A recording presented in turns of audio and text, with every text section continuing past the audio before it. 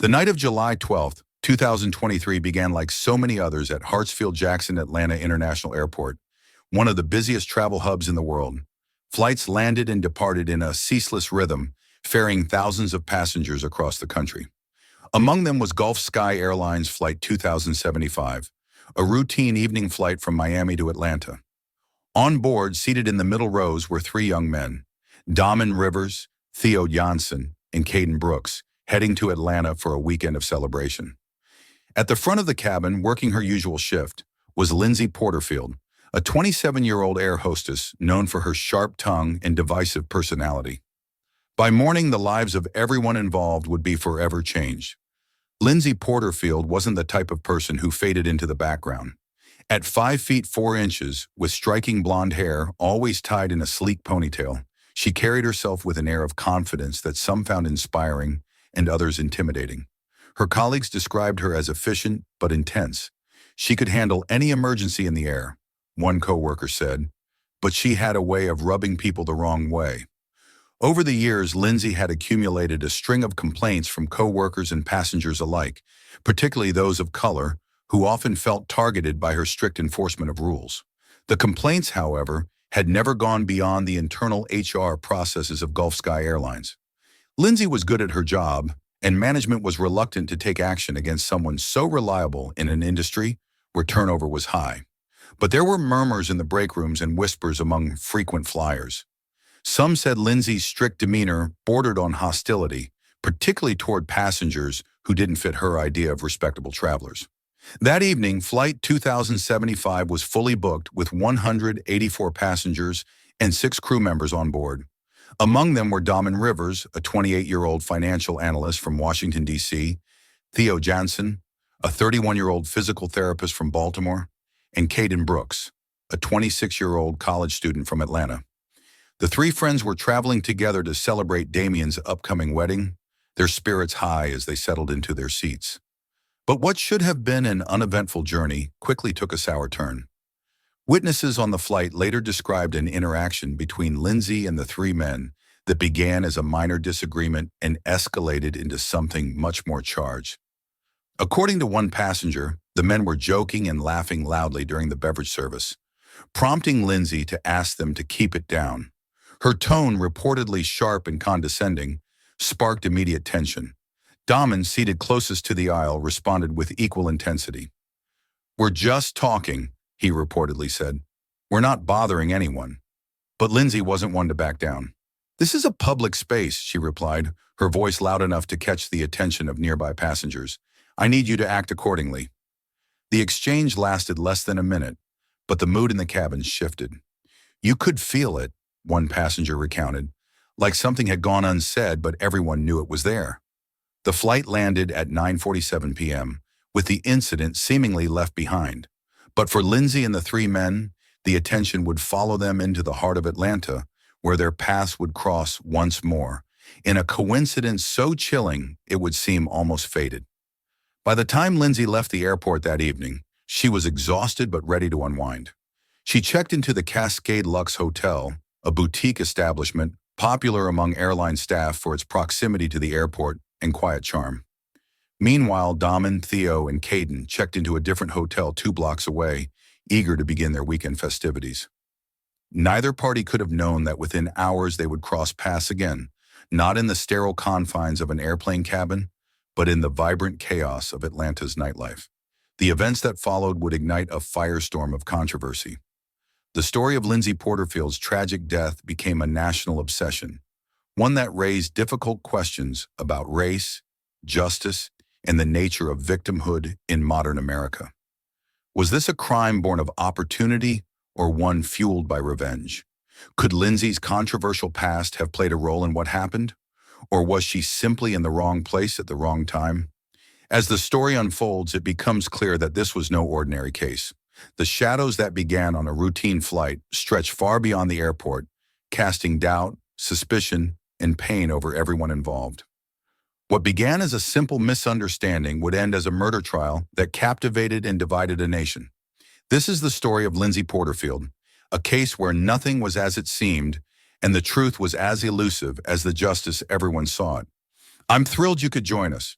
Before we delve into the details, please hit that like button to show your support. Also, I'd love to know where you're from. Let's dive right back in. Let's keep the video rolling. Flight 275 from Miami to Atlanta was supposed to be an ordinary evening shift for Lindsay Porterfield. The young air hostess had worked the route dozens of times, and it was one of Gulf Sky Airlines' most consistent domestic trips. But for Lindsay, this particular flight would be anything but routine. The Miami terminal was packed that evening as summer travelers filled the waiting areas. Lindsay, dressed in Gulf Sky's navy blue uniform with her blonde ponytail pulled tightly back, moved with practiced efficiency through the bustling terminal. She was a seasoned flight attendant, known for her ability to manage difficult passengers and keep order in chaotic situations. But she was also known for her sharp tongue and intolerance for what she deemed improper behavior, particularly from passengers who didn't look or act like her. For Lindsay, the flight began like any other: safety demonstrations, beverage service, and keeping an eye on passengers who might need assistance.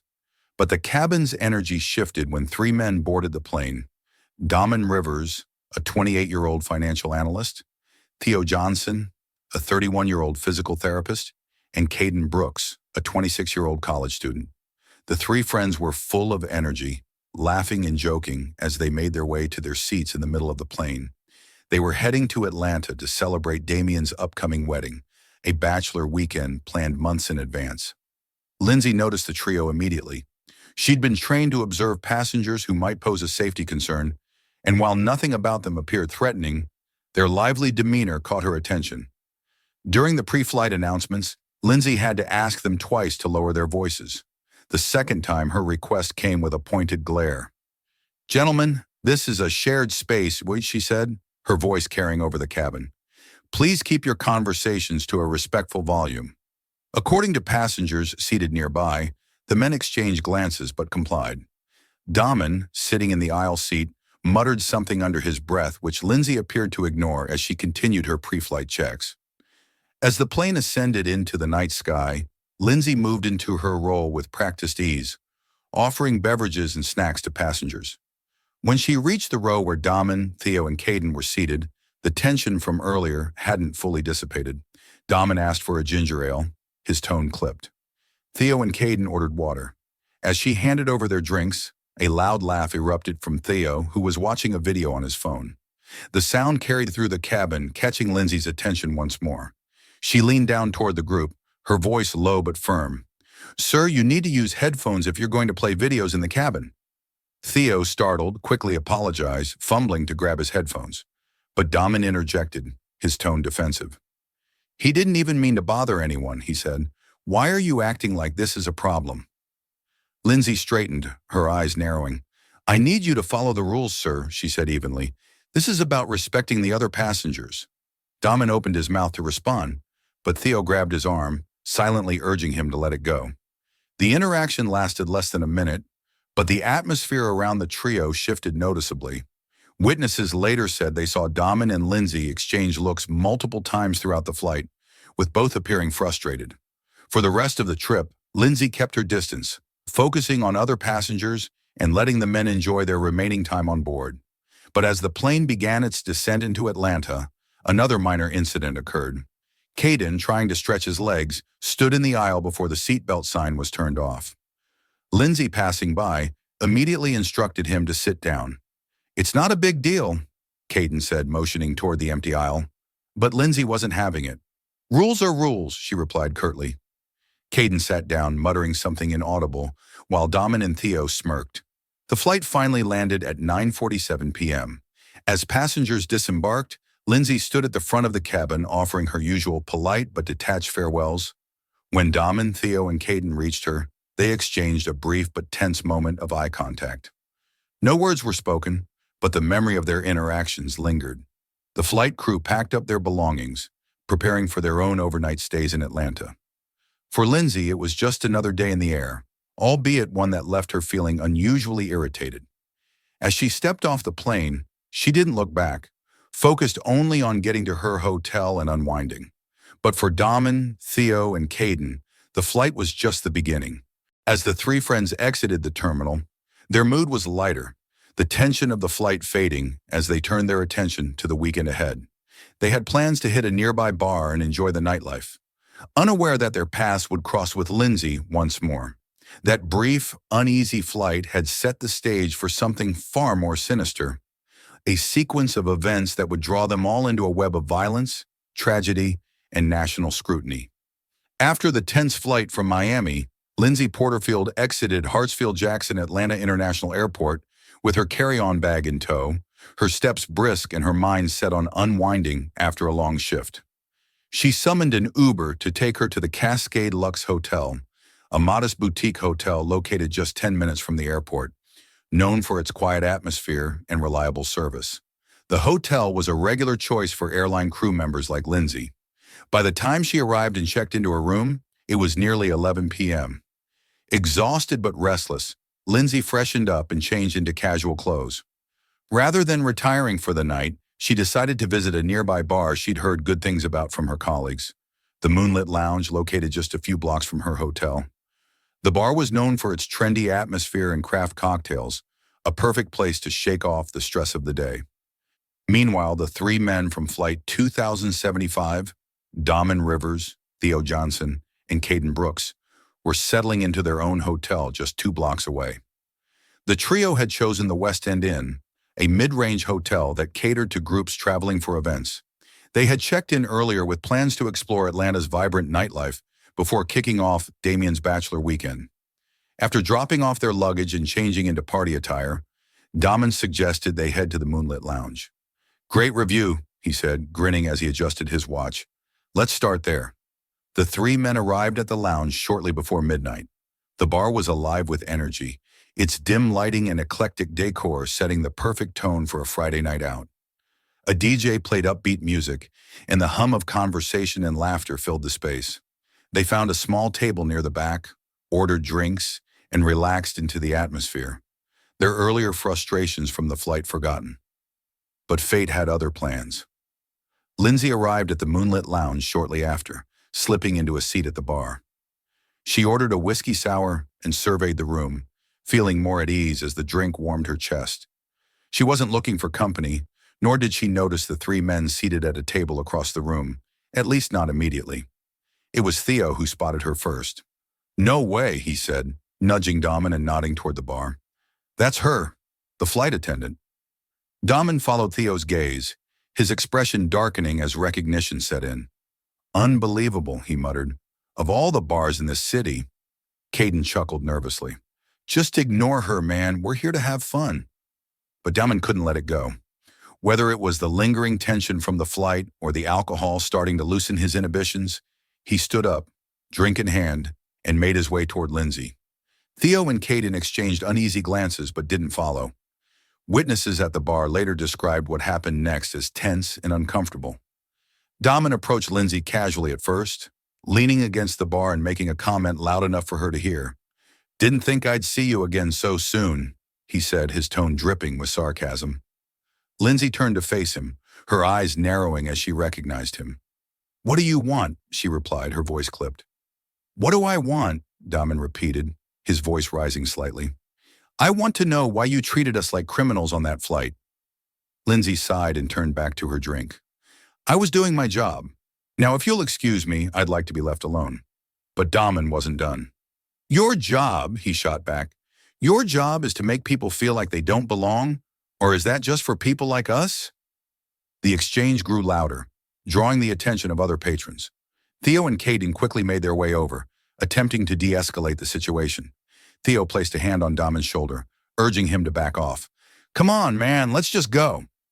"Yeah, let's go," Lindsay said, her tone cutting, "before you embarrass yourselves any further." That comment struck a nerve. Damon took a step closer, but Theo physically pulled him back, insisting they return to their table. Caden apologized to Lindsay, who waved him off dismissively. The men returned to their seats, the atmosphere at their table now tense and quiet. Lindsay, shaken but unwilling to show it, quickly finished her drink and left the bar. A few witnesses reported seeing her glance over her shoulder as she exited, but no one could say for sure if she was worried or simply being cautious. Outside, the streets were quiet, the nightlife beginning to wind down. Lindsay walked briskly in the direction of her hotel, the click of her heels echoing against the pavement. Back at the moonlit lounge, Damon was still visibly upset, though Theo and Caden managed to distract him with talk of their plans for the next day. None of them knew at the time that this brief coincidental encounter would lead to far darker events before the night was through. For now, they were just three friends trying to enjoy a night out in a city full of possibilities. But within hours, those possibilities would turn into a nightmare that none of them could have imagined. The streets of downtown Atlanta were unusually quiet for a Friday night as Lindsay Porterfield walked briskly back to her hotel. The moonlit lounge was only a few blocks away from the Cascade Lux, but the silence of the city unsettled her. It was just past midnight, and though she felt the comforting weight of her phone in her jacket pocket, Lindsay was acutely aware of how isolated she was. The dimly lit streets offered little in the way of security, and the occasional distant hum of passing cars did little to ease her nerves. She thought about the confrontation at the bar, replaying the heated exchange with Damon Rivers in her mind. Was it a mistake to respond so sharply? Would it have been better to just ignore him? But Lindsay wasn't the type to back down, not even in a situation that might have warranted it. Unbeknownst to her, she was not alone.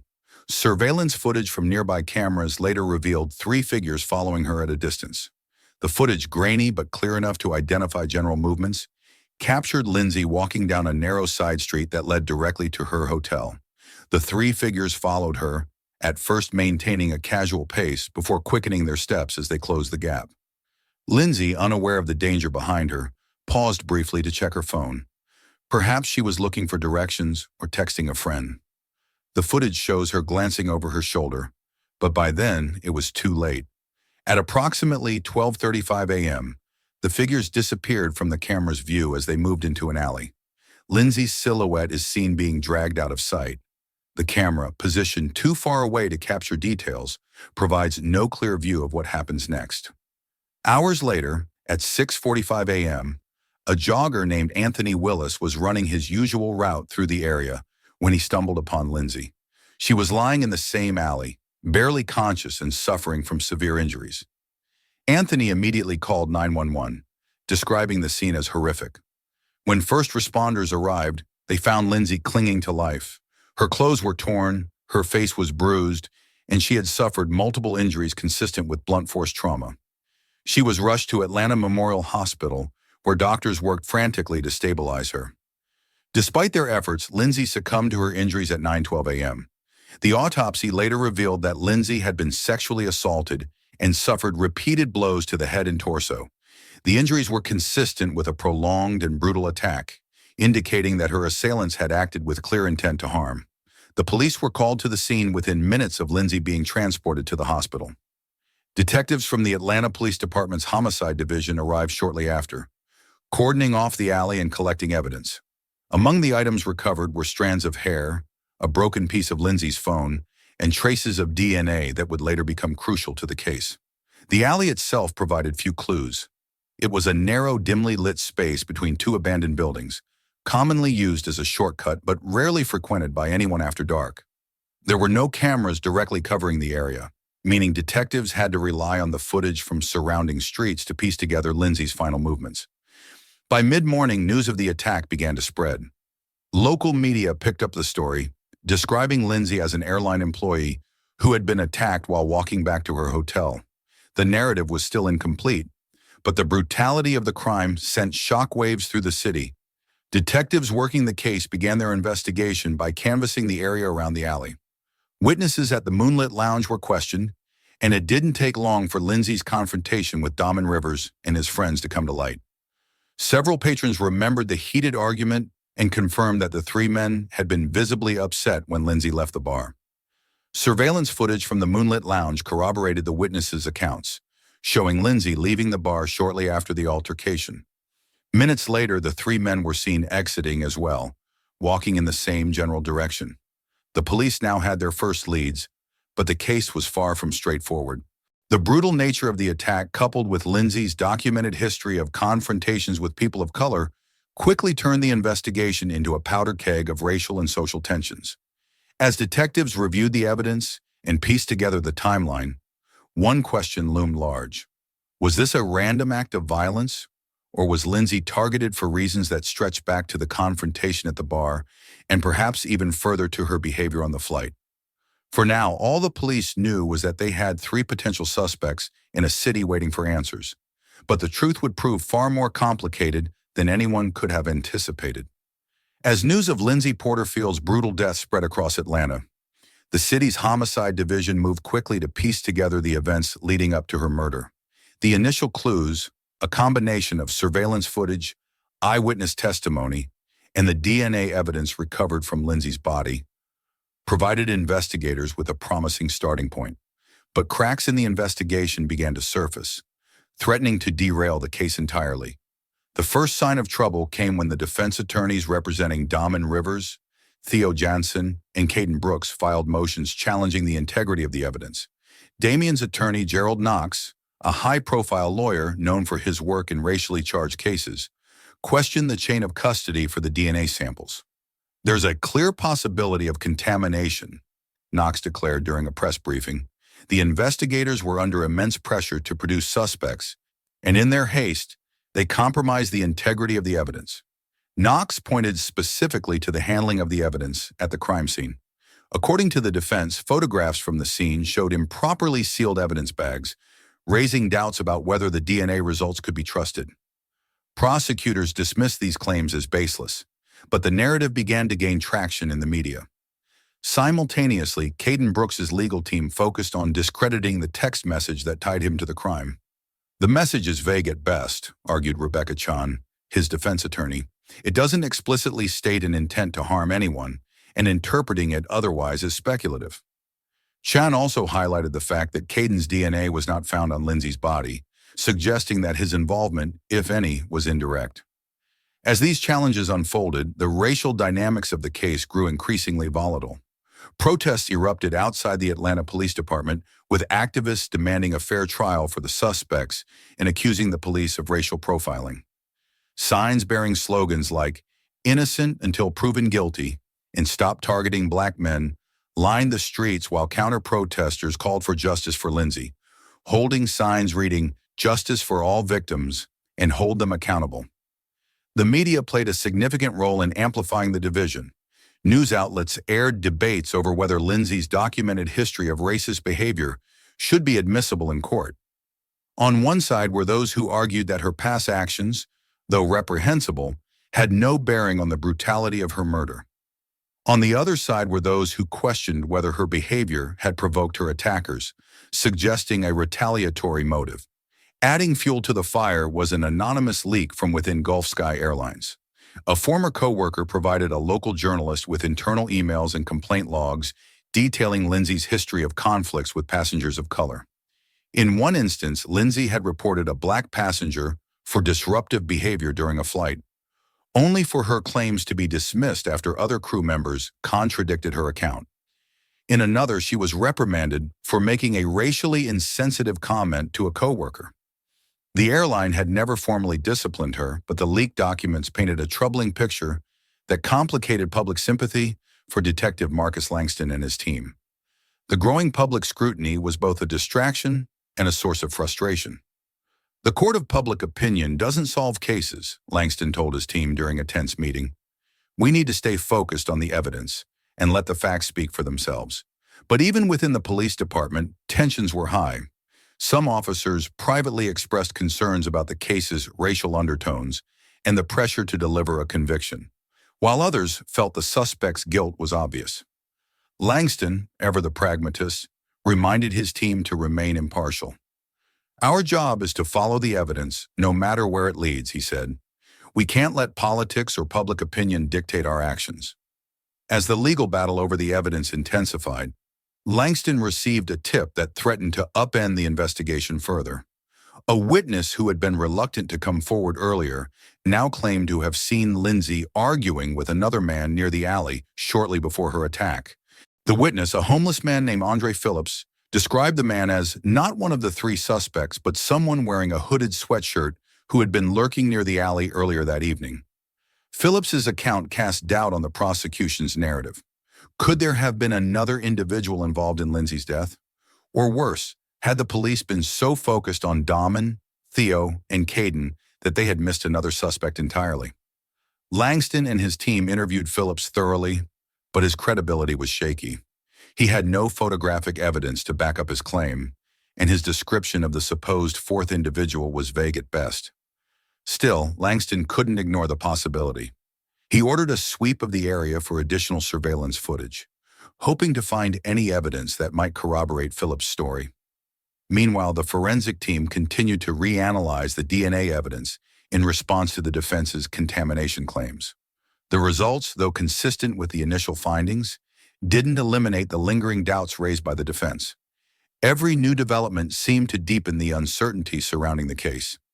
By the time the pretrial hearings began, the case had become a national spectacle. Protesters gathered outside the courthouse. The crowd split into two factions, those demanding justice for Lindsay and those calling for the release of the three suspects. News crews broadcast live coverage, and social media was ablaze with hashtags like #Justice for Lindsay and #Innocent until proven. The defense argued passionately for the dismissal of the DNA evidence, while the prosecution insisted it was the cornerstone of their case. The judge, caught between two compelling arguments, ruled that the evidence would be admissible, but noted that the defense could challenge its credibility during the trial. As Langston watched the proceedings from the gallery, he couldn't shake the feeling that the case was slipping through his fingers. The suspects were in custody, the evidence was strong, but the investigation was fractured, riddled with questions and complications that threatened to undermine the pursuit of justice for Lindsay. For now, all Langston could do was prepare for the trial and hope that the truth would prevail. But in a case as polarizing and complex as this one, the truth was a fragile thing, easily obscured by bias, doubt, and the weight of public opinion. The trial of Damon Rivers, Theo Jansen, and Caden Brooks began on October 2, 2023, in a packed courtroom in downtown Atlanta. The atmosphere was electric, with a sense of both anticipation and dread. The case had captivated the nation for months, and the trial promised to be a dramatic clash between the prosecution and the defense, with themes of race, justice, and systemic bias looming large. Prosecutor Elena Morales, a fierce and seasoned litigator, opened with a compelling narrative.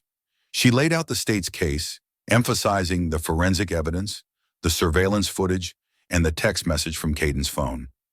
This was not a random act, Morales told the jury during her opening statement. This was a brutal, calculated attack. The evidence will show that the defendants followed Lindsay Porterfield, targeted her, and ended her life in a heinous act of violence. The prosecution's first witnesses were the forensic experts who had analyzed the DNA evidence. They testified that the DNA profiles matched Damon and Theo with a statistical likelihood of over 99.9%. Morales methodically walked the jury through the process, ensuring the evidence was as airtight as possible. Next came the surveillance footage, grainy but damning. It showed Lindsay walking toward her hotel, followed minutes later by the three suspects. Although the footage didn't capture the attack itself, Morales argued that the sequence of events left no room for doubt. The defendants were the last people to follow her, she said, and their DNA was found on her body. The prosecution also called Erica Hill, the bartender at the Moonlit Lounge, to the stand. Erica recounted the heated argument between Lindsay and Damon, including Damon's alleged comment, "She's going to regret that."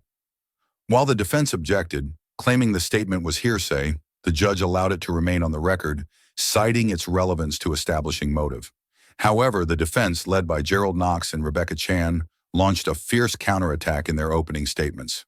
They painted the defendants as victims of a flawed investigation. "This case is riddled with bias and assumptions," Knox argued. "The police focused on my clients from the start, ignoring other potential leads. We will prove that the evidence is circumstantial at best."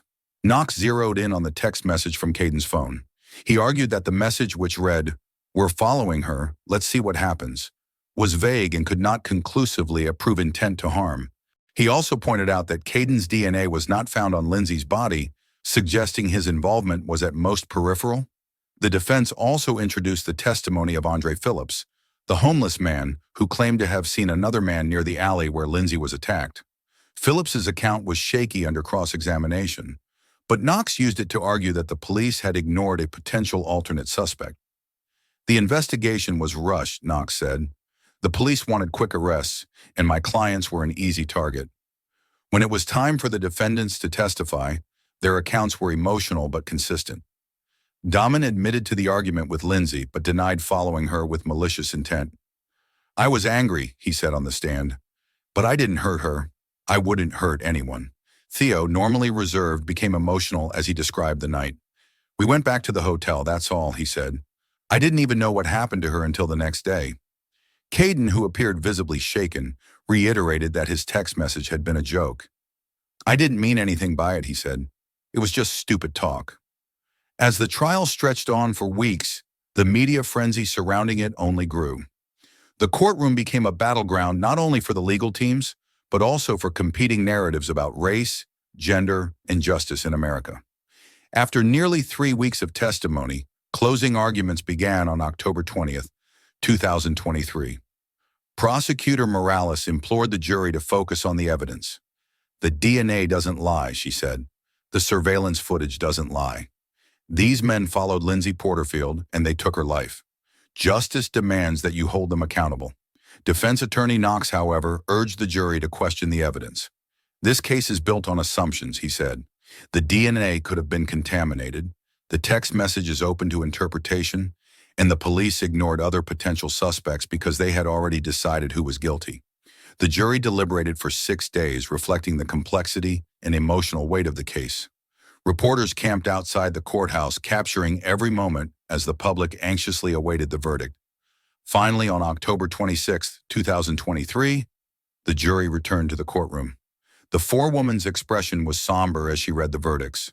For Damian Rivers, guilty of first-degree murder and sexual assault. For Theo Jansen, guilty of first-degree murder and sexual assault. For Caden Brooks, guilty of conspiracy to commit assault. The courtroom was silent as the sentences were read, the weight of the decisions sinking in. Outside, reactions were swift and polarized. Lindsay's family expressed relief, calling the verdict a step toward justice. Her father, Richard Porterfield, tearfully addressed reporters. My daughter was taken from us in a brutal, senseless act of violence, he said, his voice cracking. She didn't deserve this. We want justice, and we won't rest until we get it. The families of the defendants, however, were devastated. Dahmen's mother, Sharon Rivers, sobbed openly as she spoke to the press. They took my son's life away, and he didn't even do this, she said. They didn't prove anything. Social media exploded with debates about the case. Some praised the outcome as justice served, while others argued that the trial had exposed deep flaws in the justice system.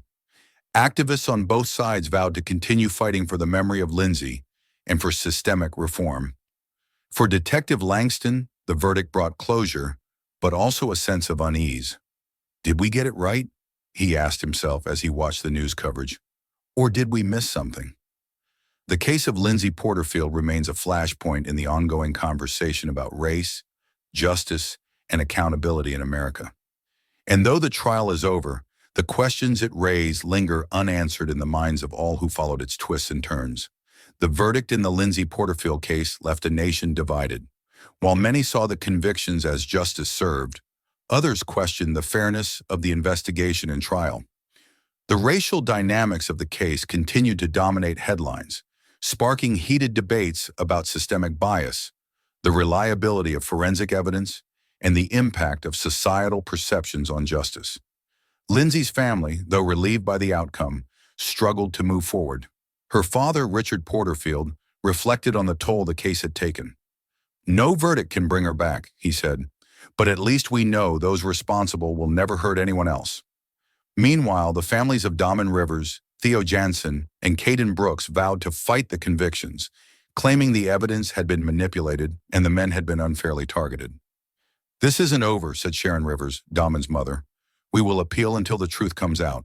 Activists from both sides used the case as a rallying cry, some pointing to the trial as proof of deep racial inequities in the justice system, while others argued it highlighted the need for holding individuals accountable regardless of societal divisions.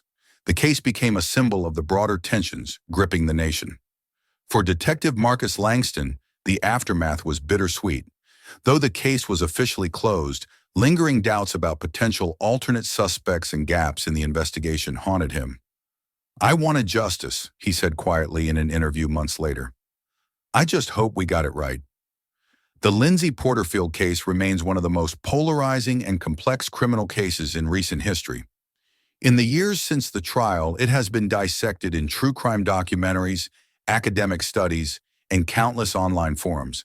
It continues to be a flashpoint for discussions about race, gender, and justice in America.